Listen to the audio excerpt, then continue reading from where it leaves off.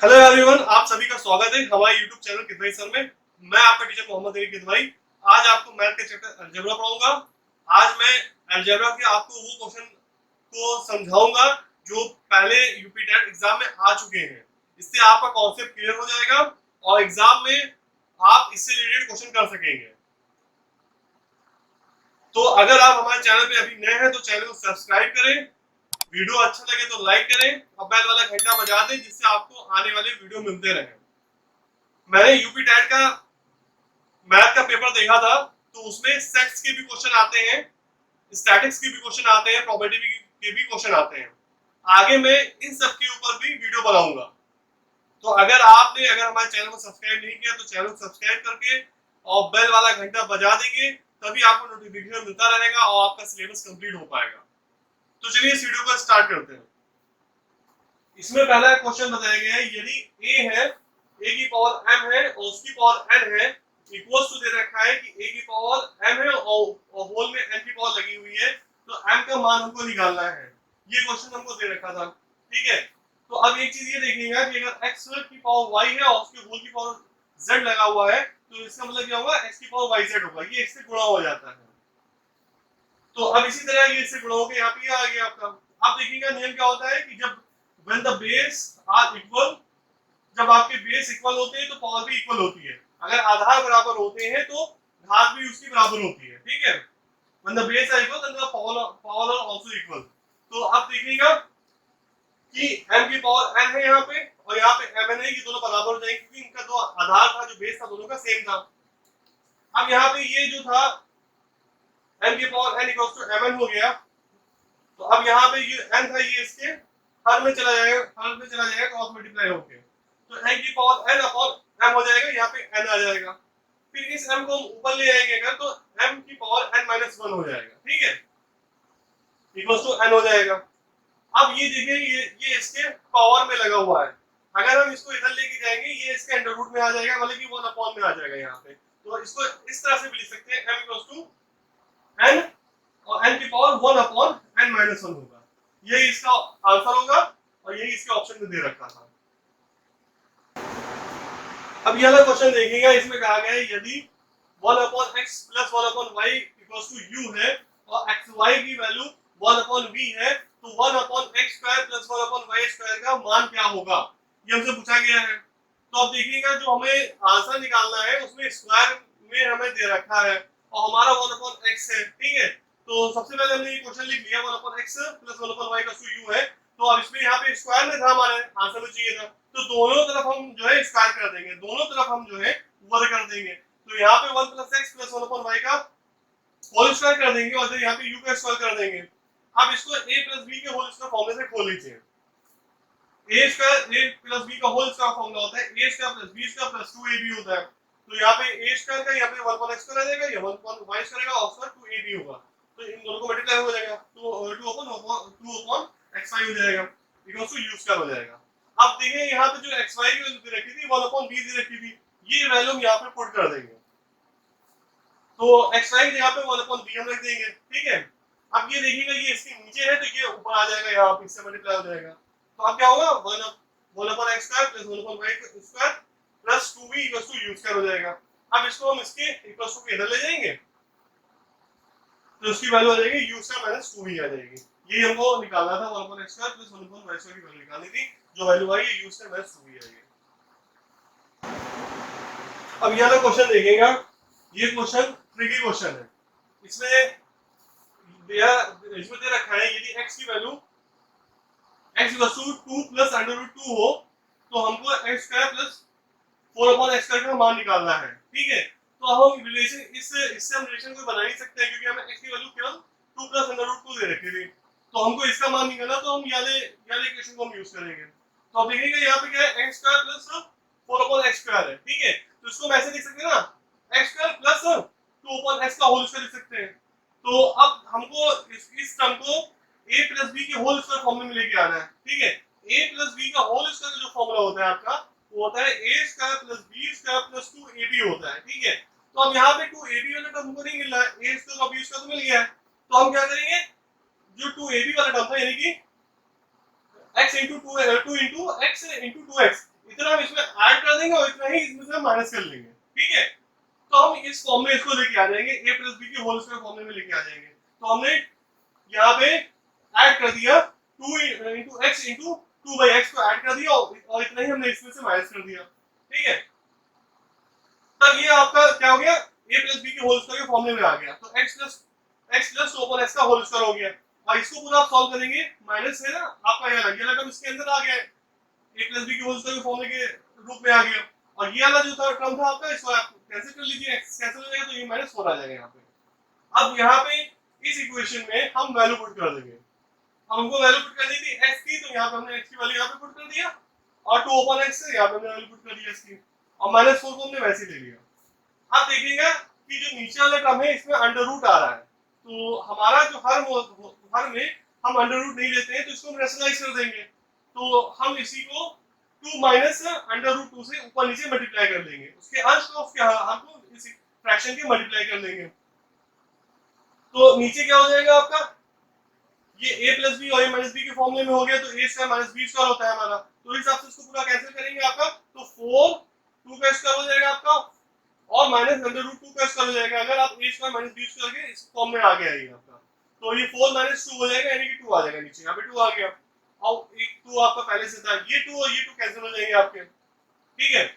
अब इसको खोल लीजिए आप, 2 प्लस अंडर रूट 2 है, यहाँ पे क्या है 2 माइनस अंडर रूट 2 है, तो इसको हमने खोल लिया इस ब्रैकेट को, तो इसमें ऐसे आ गया। अब इसका होल स्क्वायर का -4 है, हमने पूरा वैसे कॉपी कर लिया। अब देखिएगा ये माइनस अंडर रूट 2 है, ये प्लस अंडर रूट 2 है, ये दोनों कैंसिल हो जाएंगे, ठीक है।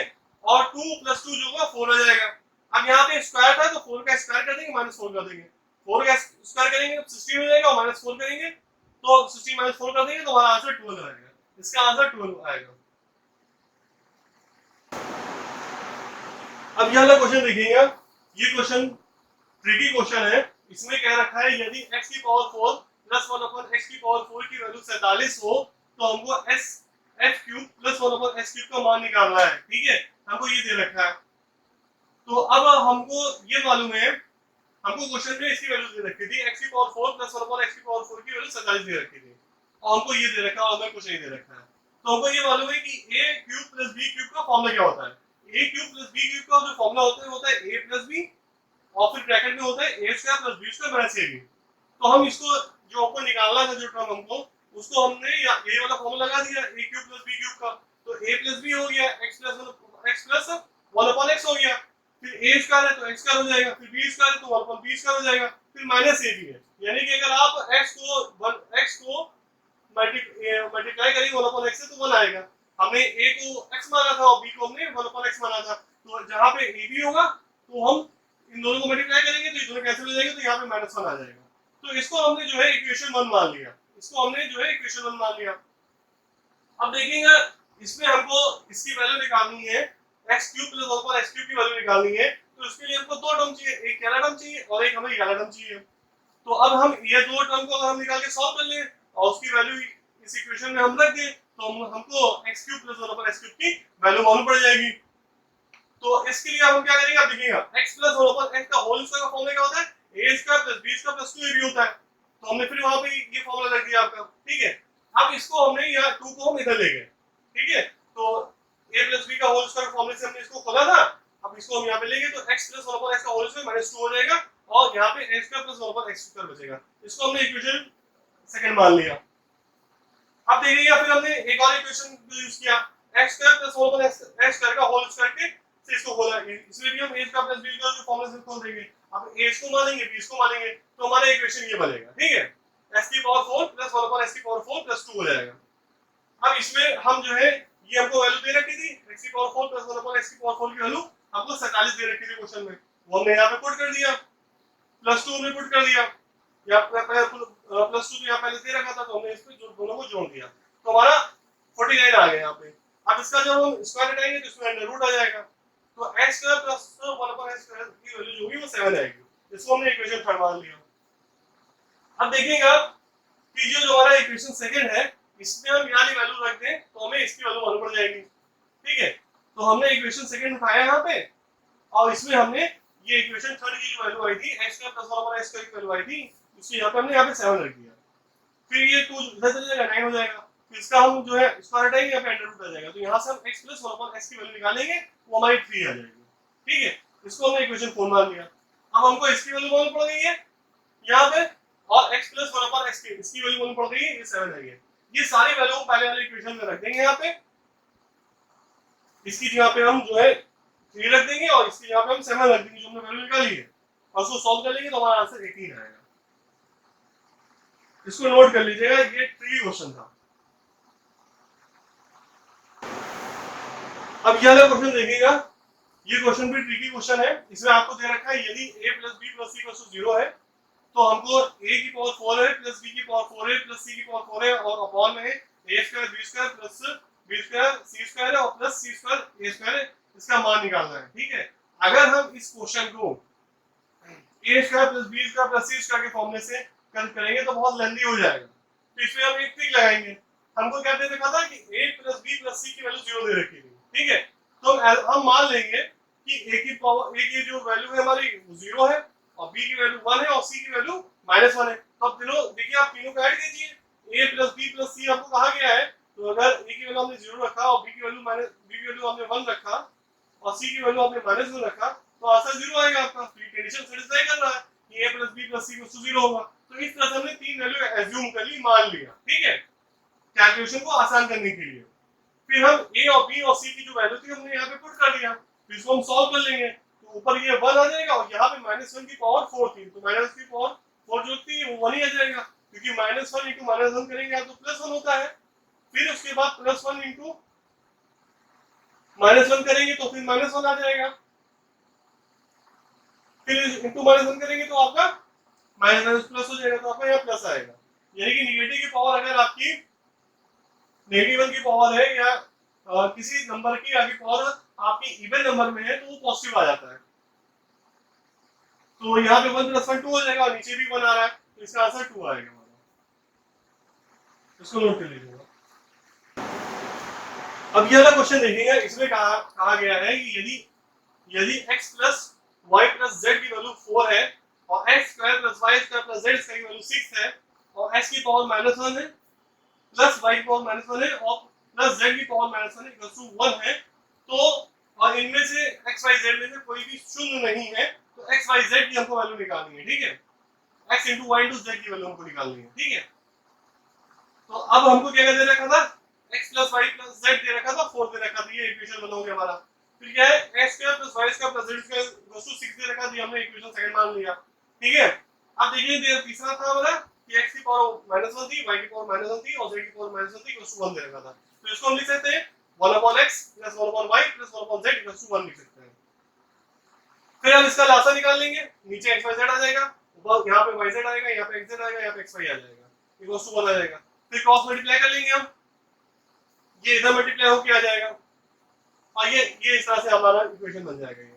ठीक है, ये इसको मान लीजिए इक्वेशन थर्ड हमारा बन गया। ठीक है, अब देखिएगा यहाँ पे a + b + c का होल स्क्वायर का फॉर्मूला हम लगा देंगे। तो a + b + c का होल स्क्वायर फॉर्मूला होता है a² + b² + c² + 2ab + bc + ac होता है। ये जो आपका फॉर्मूला था, तो यहाँ पे हमने ये फॉर्मूला लगा दिया। ठीक है, तो हमारा ये चीज हमारा इक्वेशन ये बन गया। ठीक है, तो अब हमने यहाँ पे सब वैल्यू पुट कर देंगे, x + y + z की वैल्यू यहाँ पे हमने इक्वेशन से हमने लिख लिया यहाँ पे, और इसकी वैल्यू हमने यहाँ पे 6 रख दिया और यहाँ पे x y इसकी जो वैल्यू हमारी है x y z है कि हमने यहाँ पे ये रख दिया। फिर इसको पूरा सॉल्व कर लेंगे तो x y z की जो वैल्यू आएगी हमारी वो 5 आएगी। इसको नोट कर लेंगे। Thank you for watching this video. आप हमारे चैनल को सब्सक्राइब करें, वीडियो अच्छा लगे तो लाइक करें और बेल वाला घंटा बजा दें, जिससे आपको हमारे वीडियो का नोटिफिकेशन मिलता है। आगे हम और भी मैथ के चैप्टर आप ही कंप्लीट कराएंगे, तो हमारे चैनल से जुड़ जाइए। Thank you for watching this video.